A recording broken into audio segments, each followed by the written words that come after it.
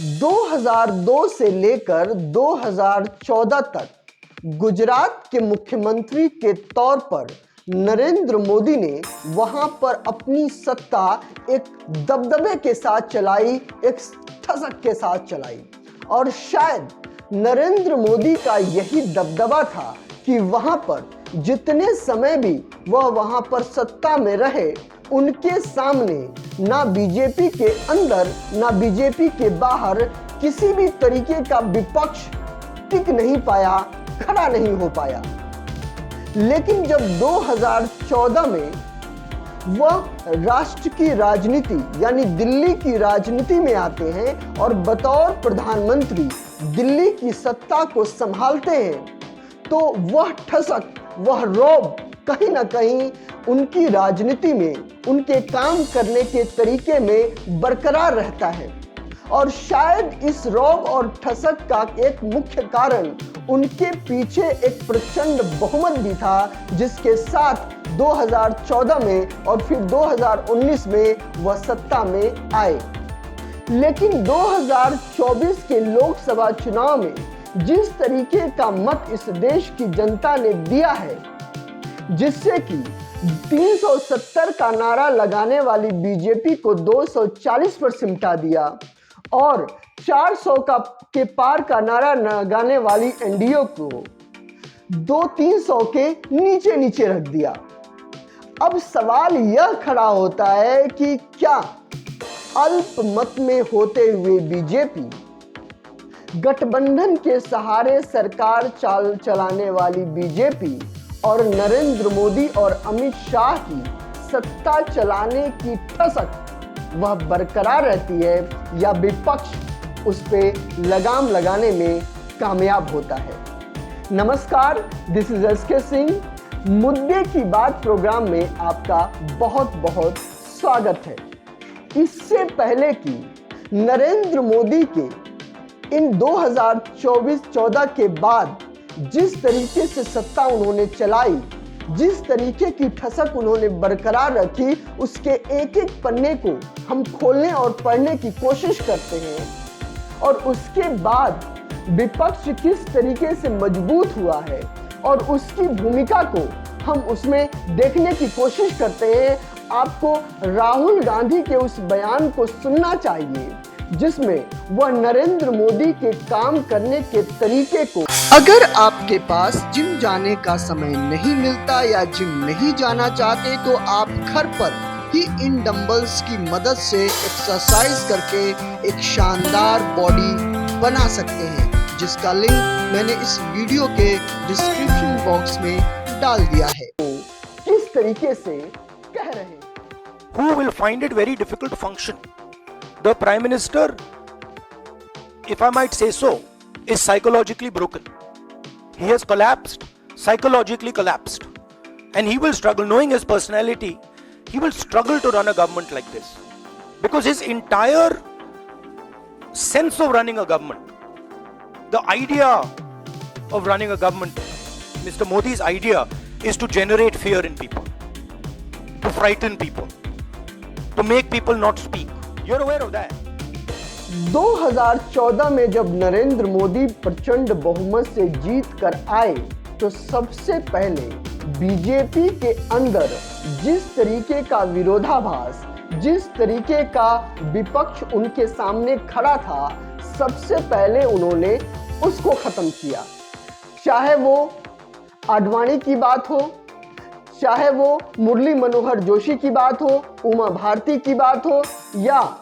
उसके साथ साथ चाहे अन्य दूसरे नेताओं की बात हो, सबसे पहले तो उनको मार्गदर्शक मंडल में भेजकर जो अपने साथ जो उनको टक्कर देने वाले थे, उनको कहीं ना कहीं साइड में किया। इसके बाद उन्होंने अपने समकक्ष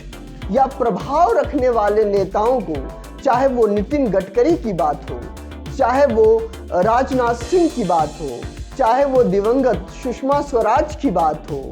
या शिवराज चौहान की बात हो, इन सारे नेताओं को हाशिए पर रखा और इनके पोर्टफोलियो को इस तरीके से दिखाते रहे या बदलते रहे ताकि यह अपनी सीट को बचाने में ही कहीं ना कहीं जद्दोजहद करते हुए ये नेता नजर आपको आएंगे। और सिर्फ यही नहीं, अगर आप आरएसएस की बात करें, राष्ट्रीय स्वयंसेवक संघ की बात करें, जो कहीं ना कहीं बीजेपी का वैचारिक और सांगठनिक आधार है, और हमेशा ही आरएसएस बीजेपी की नकेल कस के रखता है, नरेंद्र मोदी ने आरएसएस को भी कहीं ना कहीं साधने में कामयाब रहे। और आप देखेंगे कि 2014 से लेकर 2024 तक आरएसएस की बोलती बंद रही। चाहे किसी भी तरीके का मुद्दा हो, चाहे किसी भी तरीके का निर्णय है जिससे आरएसएस सहमत हो या ना हो, लेकिन आरएसएस ने पब्लिक मंच में, लोगों के बीच में कभी भी नरेंद्र मोदी का विरोध करते हुए नहीं दिखा। और उसका कारण यह भी था कि नरेंद्र मोदी ने जो बड़ी घोषणाएं उन्होंने की थी अपने वैचारिक को लेकर, जिससे आरएसएस जुड़ा हुआ है, चाहे वो 370 हटाने की बात हो, चाहे वो एनआरसी लागू करने की बात हो, या फिर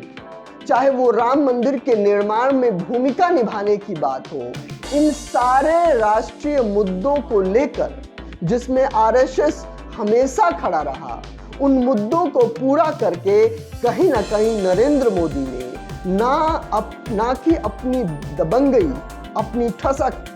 अपने प्रभाव को बरकरार रखा, बल्कि आरएसएस को भी खामोश रखा। और यही नहीं, उन्होंने अपने मुख्य विपक्षी दल कांग्रेस को भी कहीं ना कहीं हाशिए पर खड़ा कर दिया। कांग्रेस को 50 सीट के आसपास लाकर खड़ा कर दिया। कांग्रेस के सबसे बड़े जो दिग्गज नेता जो हर एक एरिया में थे, उनको डराकर, धमकाकर सीबीआई, इनकम टैक्स और ईडी की जो भूमिका रही है, उनसे कहीं ना कहीं प्रभावित करके या अपने प्रभाव में डालकर या तो उनको पार्टी से अलग कर दिया या फिर अपनी पार्टी में उनको शामिल कर लिया। अगर आप मुख्य विपक्षी दलों को देखें, चाहे वो अखिलेश यादव हो, चाहे वो बिहार में तेजस्वी यादव हो, चाहे वो बंगाल में ममता बनर्जी हो, या फिर जो दूसरे दल हैं, उनको किसी न किसी माध्यम से ईडी या सीबीआई के डर से डरा कर कहीं ना कहीं उनको खामोश रखा, चाहे वो मायावती की भी बात हो। और सिर्फ यही नहीं, जहां पर पार्टी तोड़ने की बात हुई वहां पर तोड़ी। अगर आप महाराष्ट्र की बात की जाए तो शिवसेना के नेताओं को ना केवल अलग करवाया, पार्टी तोड़ दी वहां पर। और उद्धव ठाकरे और एकनाथ शिंदे दोनों को अलग करके कहीं ना कहीं शिवसेना ही लाकर बीजेपी के साथ खड़ा कर दी और उद्धव ठाकरे देखते ही देखते रह गए। और अगर आप अजीत पवार को देखें तो उनकी पार्टी जो एनसीपी है, और एनसीपी के बड़े दिग्गज नेता अजीत पवार को एनसीपी से अलग करके उसका चुनाव चिन्ह लेकर अपने सत्ता के साथ मिला लिया। और जो चाणक्य कहे जाते हैं महाराष्ट्र की राजनीति के, शरद पवार, उनको भी कहीं ना कहीं सोचने पे मजबूर कर दिया। अगर आप नरेंद्र मोदी के निर्णयों की बात करें, चाहे वो निर्णय 3 तलाक का हो, चाहे वो निर्णय 370 का हो, चाहे वह निर्णय कृषि कानून का हो, चाहे वह निर्णय कारपोरेट घरानों के 16 लाख करोड़ माफ करने का हो, इन सारे निर्णयों में 370 राम मंदिर बनने में अपनी भूमिका को लेकर हो, जिसमें आप देखेंगे कि राम मंदिर के प्राण प्रतिष्ठा में आपको सिर्फ मोदी ही नजर आएंगे।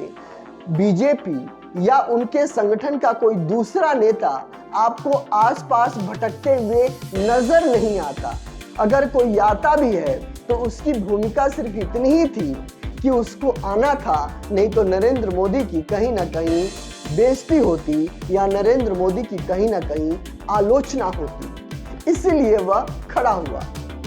लेकिन अगर आप देखें तो आपको दूसरे नेता कहीं नजर नहीं आते इन सारे। और दूसरी बात बता दूं, चाहे वो जो देश के संस्थान है सरकारी, उनको कारपोरेट के हाथों में देना, प्राइवेट हाथों में देना, सेना में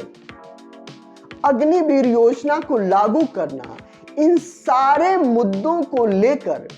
कभी भी नरेंद्र मोदी ने किसी की परवाह नहीं करी कि विपक्ष क्या सोच रहा है, वह संगठन क्या सोच रहा है, और एक प्रभाव के साथ, एक ठसक के साथ अपने निर्णयों को उन्होंने लागू किया। सबसे बड़ा उदाहरण है मणिपुर। हेलो फ्रेंड्स, अगर आप म्यूचुअल फंड या शेयर मार्केट में निवेश करना चाहते हैं और आपको यह समझ में नहीं आ रहा कि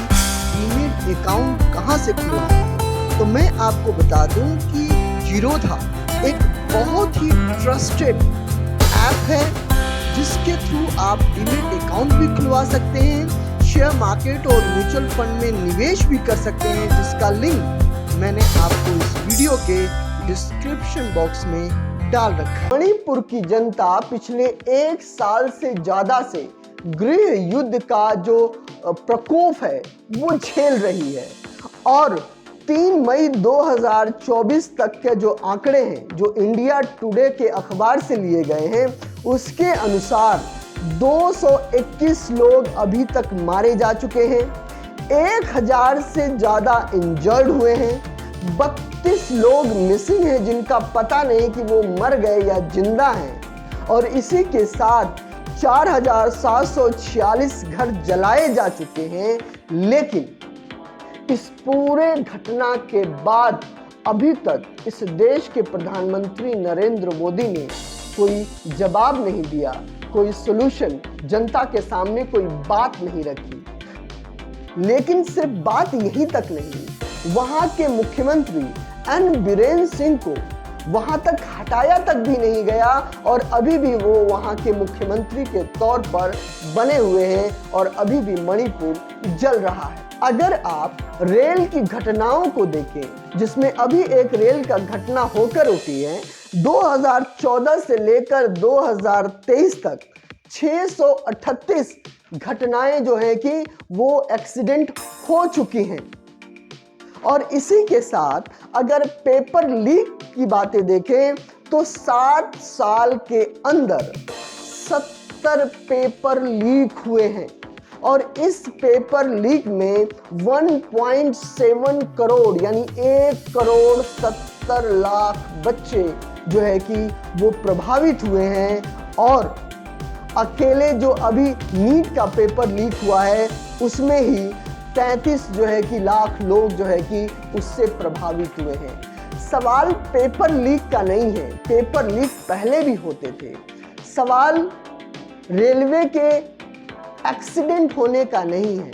सवाल मणिपुर के गृह युद्ध का नहीं है, सवाल इस बात का है कि इतनी बड़ी घटना की जिम्मेदारी राजनीतिक तौर पर कोई मंत्रालय लेने के लिए तैयार नहीं है। राजनीतिक तौर पर यह बात कही नहीं जा रही कि मैं अपने कर्तव्य को निभाने में सफल नहीं हुआ, इसलिए मैं यहां से जो है कि इस्तीफा दे रहा हूं। या राजनीतिक तौर पर नरेंद्र मोदी जब अकेले की बात करते हैं तो उन्होंने कभी यह बात नहीं की कि हमारी सरकार की ये कमियां रही हैं, ये कमियां रही हैं और हम इसको इस तरीके से दूर करने की कोशिश कर रहे हैं। क्योंकि अगर आप देखें तो ये सारी जो घटनाएं हैं, ये सारी जो सूचनाएं हैं, आप तक जाती कहां से हैं? मीडिया की बात करें तो किस तरीके से मीडिया को जो है कि घुटनों के बल बिठा दिया गया है। मीडिया के जो अपने संस्थान हैं या उनके जो मालिक हैं, उनको किस तरीके से सत्ता के साथ मिला दिया गया है और लोगों तक बात पहुंच नहीं रही है। और सवाल सिर्फ यहीं तक नहीं है, इतना बड़ा घोटाला चुनावी चंदे को लेकर हुआ, लेकिन इस देश की मीडिया चू तक नहीं की। और सवाल यह भी है कि इस देश के कारपोरेट घरानों के साथ देश के विकास को जिस तरीके से प्रदर्शित किया जा रहा है, शाइनिंग इंडिया या बढ़ते हुए इंडिया की जिस तरीके की रूपरेखा इस देश को दिखाई दे रही है, क्या वास्तविक धरातल पर लोगों का जीवन भी वैसे ही शाइन कर रहा है? ये सवाल है इस देश के जहन में, यह सवाल इस देश के मुद्दे में है। और शायद यही सवाल था कि 2024 के लोकसभा चुनाव में जनता ने वोट के माध्यम से विपक्ष को मजबूत किया, इतना मजबूत किया ताकि सत्ता पक्ष उनको सस्पेंड करके लोकतंत्र के मंदिर से बाहर ना निकाल दे, या फिर सत्ता पक्ष विपक्ष के आवाज को इग्नोर ना करे। और शायद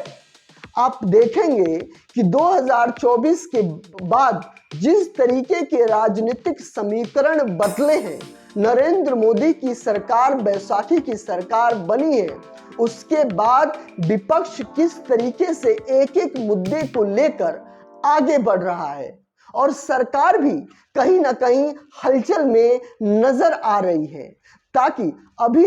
लोकसभा का सत्र अभी शुरू नहीं हुआ और लोकसभा के सत्र शुरू होने से पहले नीट को लेकर जिस तरीके का हंगामा इस देश की राजनीति में है, उसको लेकर कहीं ना कहीं सरकार इस मुद्दे को लेकर चिंतित है और कोई ना कोई एक्शन शायद आपको देखने में लगेगा कि शायद शिक्षा मंत्री धर्मेंद्र प्रधान को शायद जो है कि वो सस्पेंड कर दिया जाए या फिर उनसे ये मंत्रालय ले लिया जाए। ऐसे कोई ना कोई निर्णय आपको देखने को मिलेंगे। इसका कारण सिर्फ एक है कि देश का विपक्ष मजबूत हुआ है और आप संसद के अंदर अब उस तरीके से व्यवहार नहीं कर सकते जैसे पिछले संसद में अपने मुख्य अपोनेंट लीडर राहुल गांधी की भाषण को आपने संसद के उस रिकॉर्ड से हटा दिया, क्योंकि उस भाषण में जिक्र था अडानी का, उस भाषण में जिक्र था अंबानी का और किस तरीके से नरेंद्र मोदी अंबानी और अडानी से मिलकर इस देश की सत्ता को चला रहे हैं, उसका जिक्र था और आपने उसको जो है कि संसद के अपने रिकॉर्ड से हटा दिया। अब देखना यह है कि आने वाले समय में क्या नरेंद्र मोदी और अमित शाह की ठसक वैसे ही बनी रहती है या इस देश का विपक्ष उस पर नकेल लगाने में कामयाब होता है। आप इस विषय को लेकर अपना क्या विचार रखते हैं, इस वीडियो के कमेंट बॉक्स में लिखकर बताइए। और अगर आपको ये प्रोग्राम पसंद आया है तो ना केवल इस चैनल को सब्सक्राइब कीजिए, लाइक और शेयर भी कीजिए। नमस्कार, जय हिंद।